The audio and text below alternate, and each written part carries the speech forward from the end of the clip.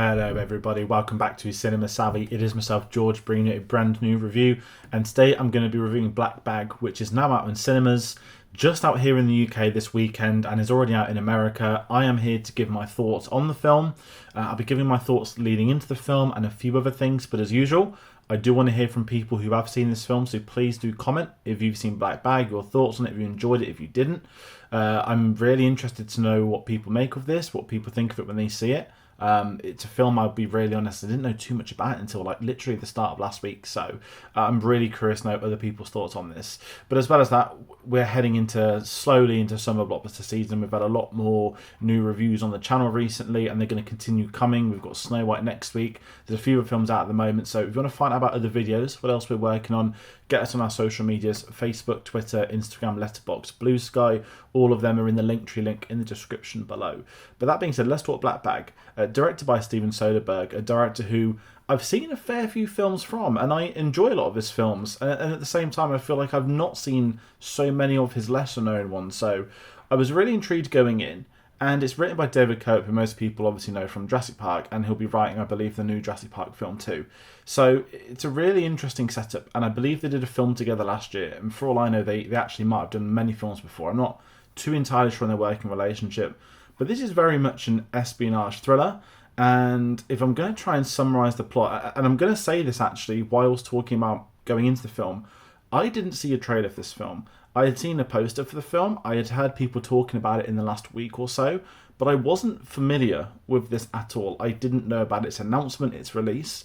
It just sort of appeared, and I'm going to shout out friends of the channel, Scott from Spy Hard, Tom Butler from Yahoo, that they are the ones that very much told me about this film. So the day after they spoke to me, I then knew a fair few people that went to the premiere, that went to the press screening, so I'd suddenly seen this conversation taking place about this film, and it had Cate Blanchett, it had Michael Fassbender, it had Brosnan, and I was like, how have I been so stupid to have missed this film announcement and this coming out? So that's on me. But I've got to say, I went into this film completely blind, and I had an amazing experience going into this film blind, but also with the film itself. I absolutely loved it. Granted, it's only March. It's March the 15th at the time of recording and dropping this review, but this might be like one of my favourite films of the year already. And a lot of it is actually down to the script and the performances from the actors. And I'm going to talk about those, but the essence of the story is, in traditional espionage sense, and this isn't like an official synopsis, this is me trying to explain it to someone that might know nothing. There is a potential mole within MI5, and our lead spy knows of the suspected moles, one of which includes his wife, who's also a spy. I should have said that. Michael Fassbender in the lead role, Cate Blanchett playing the role of the wife. An incredible ensemble cast. We've got Marissa Abela, Tom Burke, Naomi Harris, I can never pronounce his name, Regé-Jean Page from obviously Bridgerton, and of course Pierce Brosnan, who's cropped up a lot recently in discussions with playing Bond, particularly the photo shoot with the his old vantage from Die Another Day, but that's a different conversation. But I will talk about him in this because, as I've kind of given some intro thoughts, I really enjoyed this film. And because I knew nothing, going into a spy thriller such as this, there's a real, not divide within spy films, and I'll refer you over to Spy Hard, who is a podcast dedicated to the spy film genre, but there are very much, to me, two types of spy films. So your action thrillers, like your Mission Impossible, your James Bonds, your Kingsman, all those legacy ones. And then you have the more traditional spy, where it might be more of a drama. I'm thinking of Tinker Tailor Soldier Spy, those kinds of spy films. So it was really interesting to go in this knowing nothing, because I didn't know which half this would fall in.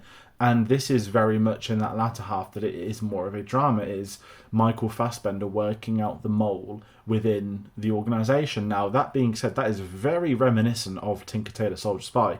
Two completely different films, of course, the carnivals. I'm also watching Slow Horses at the moment, so I'm very much in the espionage mode. But this film lives and breathes with its cast in the ensemble. And I'm not doing spoilers, but the reason I'm going to sort of rate this and talk about this so highly is that there is a scene in like the opening 15 where there is a dinner table sequence. It goes on for about 5-10 minutes. It has some of the best writing, some of the best character introductions, character developments that play a humongous part for the next hour and a half, By the way, the runtime, 95 minutes, we need so much more of that. It is such a breath of fresh air that there's a 90-minute film coming out. It isn't plagued by reshoots, it isn't plagued by issues. It is a film that just happens to be 90 minutes, and it does not feel too long, it does not feel too short. The runtime is excellent, and it adds to this film. Every character is a suspect. And the way Soderbergh directs this is a really unique way where, like many great spy films, of course, you don't know who to believe. Could this person be the mole? Could this person be clean? Who's got the weirder backstory going on? Who's the more casual one? Everyone's a suspect, but how are we going to get to that eventual outcome of who it is that has done it? How are they going to be exposed, and are they going to save the day? Are they not? And the film does it in a really unique way. And again, it's a great film in the aspect of writing and directing. There's no predictable character, what would you say, like giving the backstory, no monologues that make it clear it could be someone. It's all done in a really unique way, but when you're doing it through the eyes of Michael Fassbender's character for at least the first half, you're trying to see who has he got reason to believe, who does he not. And at the same time of this, it's a film that's testing his marriage to Cate Blanchett, that very much within MI5, they are the golden couple, that they are the only couple that have worked as spies. Most people struggle to have relationships within MI5 because they're so good at lying, and outside of it because they've got to lie to their partners about what they do. So the film plays up the relationship angle really well, and the second half almost explodes into that it almost becomes a film about not like attacking a married couple, but you start to realise that someone may have been set up. It could be the husband, it could be the wife, and then their relationship plays a big part in it, as you'd expect when it's so important that these two leads are married and they are spies. So it's got a great script, and its narrative structure is perfect. I don't talk about narrative too much when I do reviews, and I feel like I should do it a little bit more, but as I said with this one, it doesn't do any elongated introductions. It isn't setting scenes with incidents left, right and centre. It is just, there is a mole, these are the suspects, one of them is your wife, you've got a week to go to work. And I really enjoyed it, and it felt like a low budget romp. I've seen that it's got a $50 million budget, and I'm not going to do the box office talk, but considering they got this cast and it's fairly remote as such, the setting, it looked like it had the budget it did. It didn't need elongated explosions, CGIs. It was very much drama and working out whom is a suspect, who can we believe, who can we not, leading up to an incredible final act where, as many great dramas and spy films do, is the plot unravels and you begin to find out who it is and how they did it the way they did. So that's me giving an overview. I don't want to give anything away, because I really do recommend this film. It is an absolute great film, as I said, for story, for the character developments. But I've got to talk about the cast members. I've spoken to Michael Fassbender, who seems to have not done anything for ages, and now he's cropped up with two films in 2 years with, The Assassin and this. Very similar performances, very dry, but that isn't taking anything away, that he knows exactly what role he is playing. And Michael Fassbender makes a great spy. I know he was one of them in the James Bond conversation. I know that Regé-Jean was also in the James Bond conversation.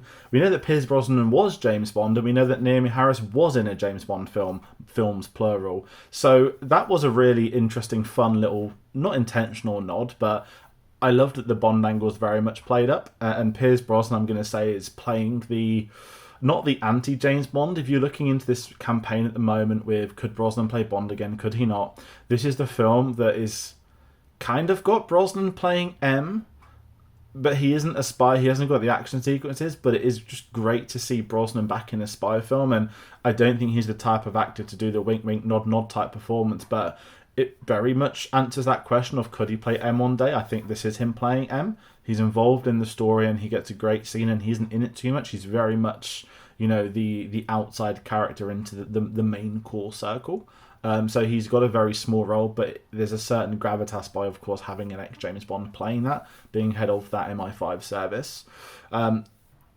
Marissa Abela I want to talk about, because I haven't seen Industry, and I've been recommended by many people, and that cast are moving on to great things. She, of course, put Amy Winehouse in the film last year, a film which I absolutely hate. I thought it was one of the worst films of last year. Nothing to do with her performance in that film. She was very good, and she's very good in this.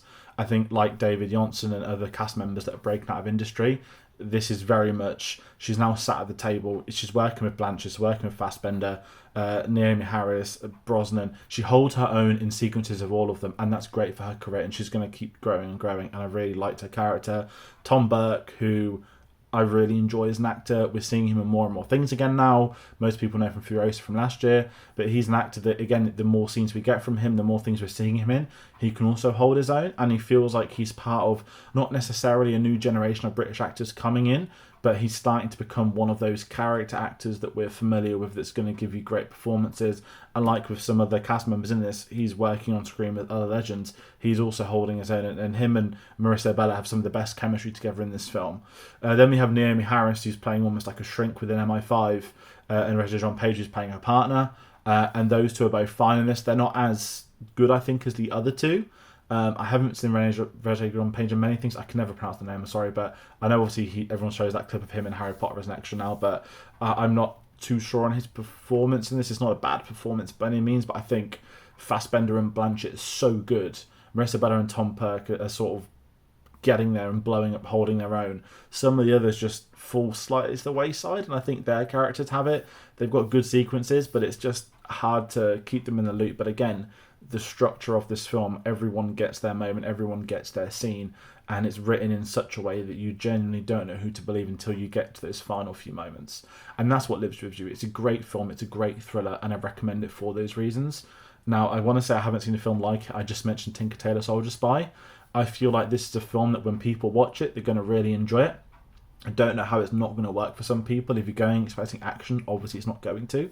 But if you're looking for a good thriller to keep on the edge of your seat, to keep you thinking, this is the film for you to watch at the moment. I know March is very quiet, but I do recommend this. I recommend going to the cinema to see this. There were maybe 15, 20 people in my screening last night. I know it was the opening day. I don't know how it will perform. I don't know how it's been marketed. Again, I didn't even know about this till a week ago. That's more on me. I should know about it. But how do the general audience know? What have they seen? How has the marketing campaign been done? They're questions I have. They're questions other people may have. But I do think this is going to be a hit. I think when people watch this, they're going to really enjoy it. And that is me recommending it to you all to go and see it. Get to the cinema to see it. As I said, March is a very quiet month. We're heading into blockbuster season, but a great thriller such as this was a lot of fun, and I kind of want to go back and watch the Ocean's films of Soderbergh. So that's going to do it for this review. Me being glowing about this, of course. We've reviewed a fair few things on the channel recently. The Hans Zimmer concert film's out, limited this Wednesday. There's a review up on the channel for that. We've also reviewed Mickey 17, which I liked. I'm just going off the last week of those 3 new releases. Obviously, the Hans Zimmer I enjoyed the most. I've seen him live. I know the concert type thing is a bit different, but I really recommend seeing that when it opens. But I'd certainly recommend this over Mickey 17. I liked Mickey 17. 2 completely different films, but the pacing really goes a long way in this for me. If you had had a couple of extra scenes for no reason, it would have took you out of the film, but it didn't. It was exactly as long as it needed to be, and that's how more films need to be. Not shorter, just as long as the story allows it to be. No mandates of extended times, of shortened times. Just let the writer write their film, then let the director direct it, and that's exactly what we've had. That's why this film works. So that's me rounding out for today. Thank you all so much for watching. What is next? Electric Garden's out. I'm hearing terrible things about that, but I just can't be bothered to get involved. Snow White's out next week. We're also hearing terrible things about that, aren't we? I may see that, I may not.